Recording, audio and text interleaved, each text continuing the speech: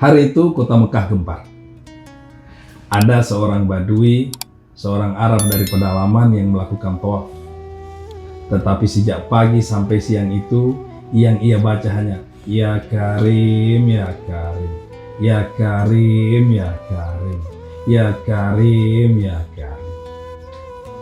Sahabat langsung melaporkan hal ini kepada Nabi. Ya Rasulullah, kelihatannya ada aliran sesat di masa kita. Ada apa? Rasul langsung dibawa melihat orang itu dan Rasulullah terkejut. Ia melihat orang yang melakukan tawaf, tetapi yang dia baca hanya Ya Karim, Ya Karim. Anehnya, Rasulullah hanyut dengan hal itu. Malah kemudian ikut di belakang orang tersebut dan juga membaca Ya Karim, Ya Karim, Ya Karim, Ya Karim. Si Badui yang merasa dibuntuti langsung berbalik dan menangkap orang yang dia tidak kenal siapa itu. Apa maksudmu? Mau menghinaku? Awas, kalau kau adukan kepada nabiku, habis kau. Rasul yang ditangkap, didekap oleh orang itu bertanya, siapa nabimu? Si Badui dengan tegas menjawab, nabiku adalah Muhammad Rasulullah. Mendengar itu, Rasul bertanya, pernah kamu ketemu Nabi?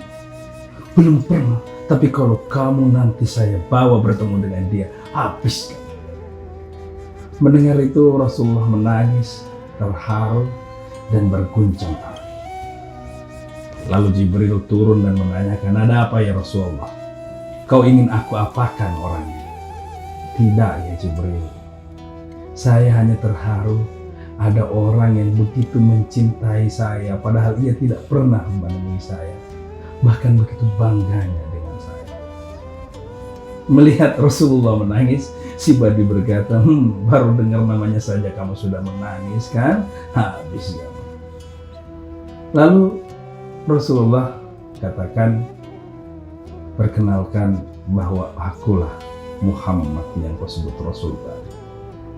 Melihat itu si Badui menangis dan ingin mencium kaki Nabi tapi dilarang. Nabi mengambil dia, mengangkatnya dan orang itu menjelaskan, ya Rasulullah, maafkan saya. Saya orang kampung. Di kampung kami sangat mencintaimu. Kami sangat suka kepadamu, mendengarkan kisah-kisah keteladananmu yang luar biasa. Tapi kami belum tahu apa-apa tentang ajaranmu. Yang kami tahu tentang hanya Ya Karim, Ya Karim, sehingga apapun yang kami lakukan, bacaan doa kami hanya Ya Karim, Ya Karim. Padahal aku ini orang yang paling pandai di kampung ya Rasul. Ya Rasul, kami semua cinta kepadamu, dan apakah mungkin kami juga ingin mengikutimu masuk ke dalam surga, surganya Allah. Rasulullah menjawab, ya, kamu bisa bersama.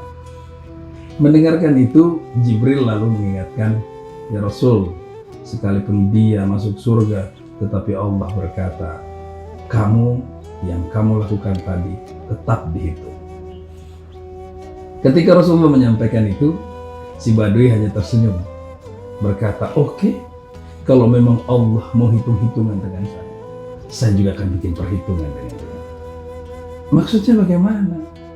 Kalau Allah menganggap apa yang saya lakukan itu dosa, maka saya juga akan menghitung bahwa pengampunan Allah luar biasa sebagai Maha Pengampun. Kalau Allah Maha Pengampun, masa yang kayak tadi saja dianggap dosa? Kalau yang tadi saja dianggap dosa, terus apa gunanya Allah disebut Maha Pengampun?